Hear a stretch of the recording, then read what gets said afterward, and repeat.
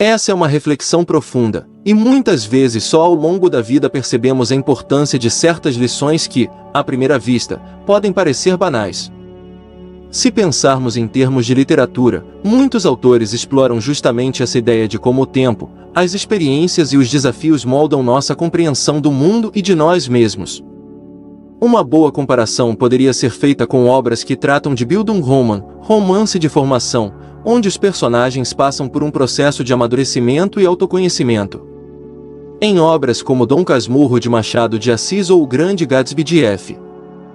Scott Fitzgerald, as lições que os personagens aprendem, ou falham em aprender, muitas vezes refletem essas verdades mais duras da vida, como as ilusões do amor, a efemeridade da juventude, ou as complexidades da moralidade. No entanto, o que a literatura nos ensina é que essas lições, mesmo que duras, são universais. E, assim como em uma narrativa literária, há sempre espaço para reflexão, crescimento e mudança. O fato de você estar refletindo sobre isso já é um indicativo de que está buscando esse entendimento antes que a vida ensine da forma mais dura, como você mencionou. As grandes obras frequentemente abordam temas universais que desafiam os personagens a enfrentar situações de perda, arrependimento, amor e transformação. Esses temas também nos forçam, como leitores, a refletir sobre nossas próprias vidas e o que podemos aprender com elas. Muitas narrativas literárias têm uma característica em comum: elas nos colocam diante de dilemas morais e emocionais, onde os personagens são confrontados com escolhas difíceis. As lições que eles aprendem ao longo da jornada, ou falham em aprender, são em grande parte reflexos das lições que a vida nos ensina. Em obras como A Morte de Ivan Ilyich de Tolstói, por exemplo, vemos como o personagem principal, Ivan, só percebe o que realmente importa na vida ao se aproximar da morte. Ele passa a maior parte de sua existência preocupado com o status social, trabalho e a busca por uma vida correta segundo os padrões da sociedade. No entanto, à medida que sua saúde se deteriora, ele começa a questionar suas escolhas e percebe que negligenciou sua família, suas emoções e sua própria humanidade. A lição aqui é clara: não deveríamos esperar até que seja tarde demais para valorizar o que realmente importa.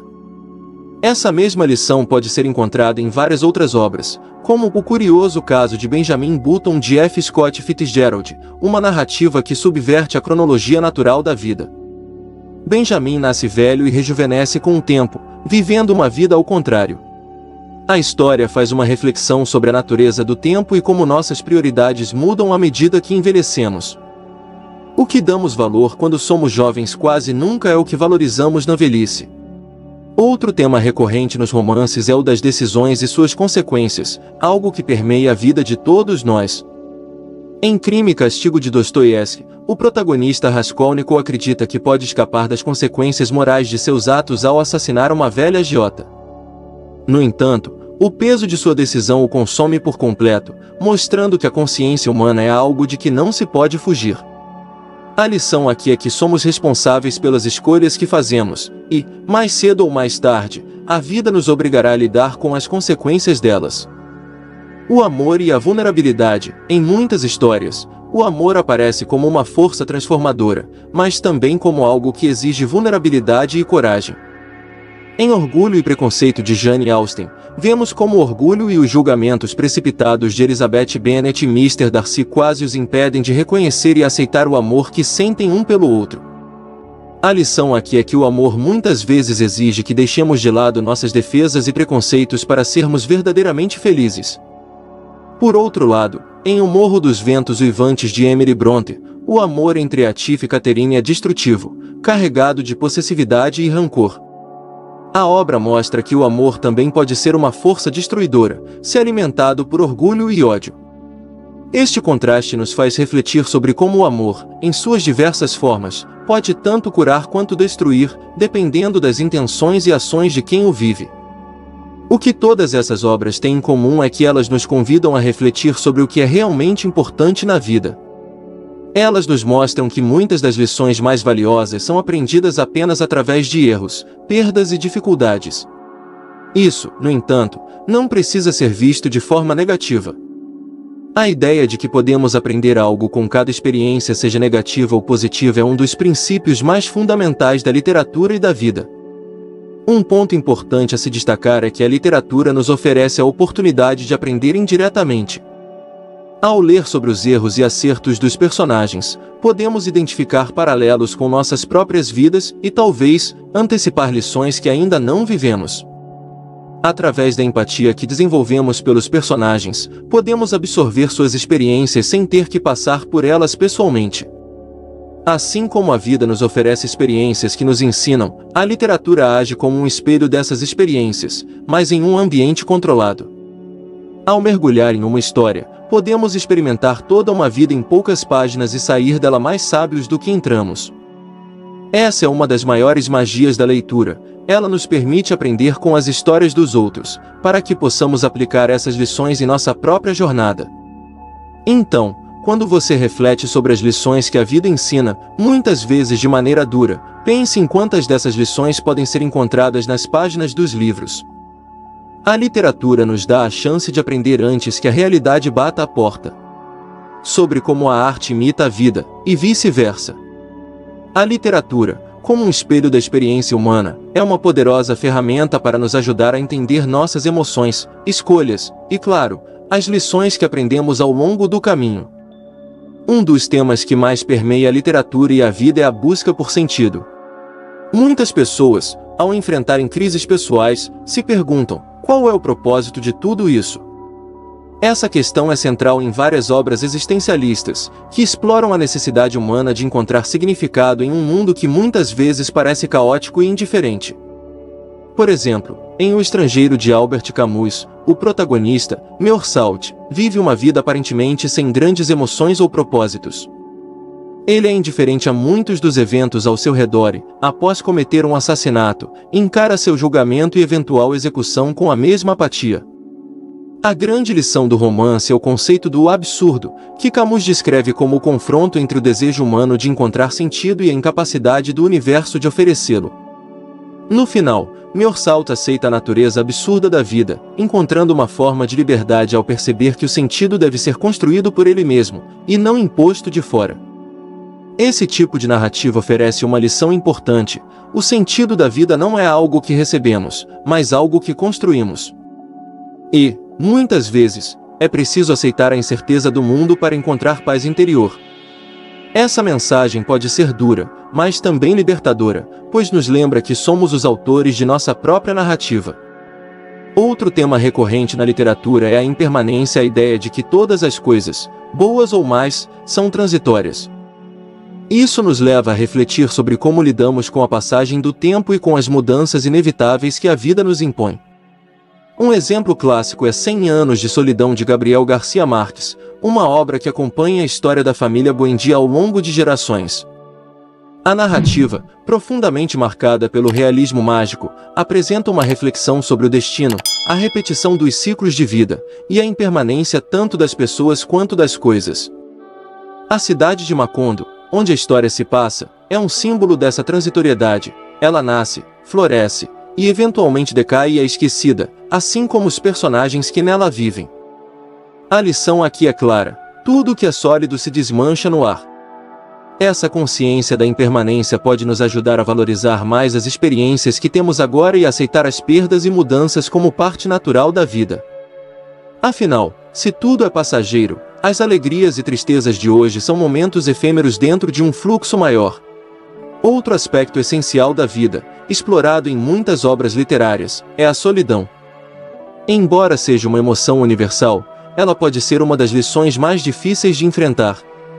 A solidão muitas vezes nos força a olhar para dentro, a confrontar nossos medos e inseguranças mais profundos. No entanto, essa solidão também pode ser o ponto de partida para o crescimento pessoal e a empatia. Em A Metamorfose de Franz Kafka, o protagonista Gregor Samsa acorda transformado em um inseto gigante, progressivamente, é isolado por sua família.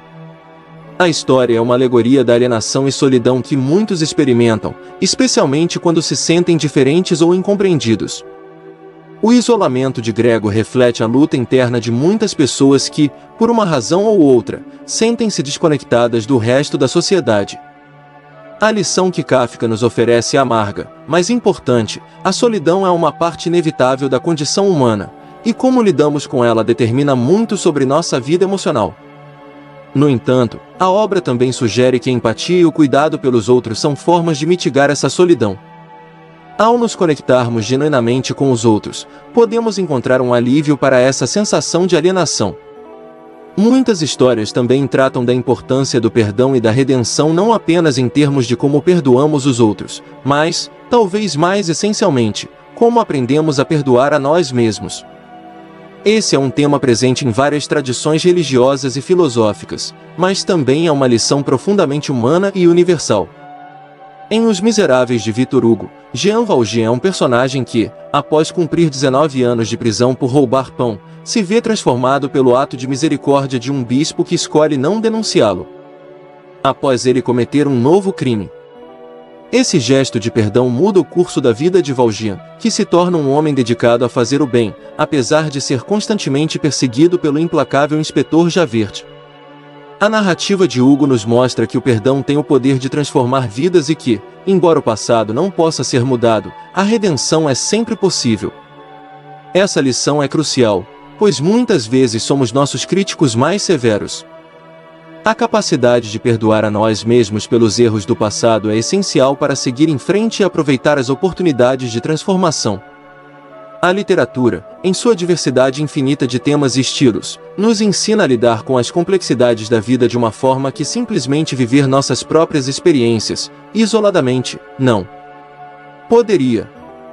Ela amplia nosso repertório emocional e intelectual, permitindo-nos aprender com os erros e acertos de personagens fictícios, e assim, talvez, evitar que a vida nos ensine da forma mais dura.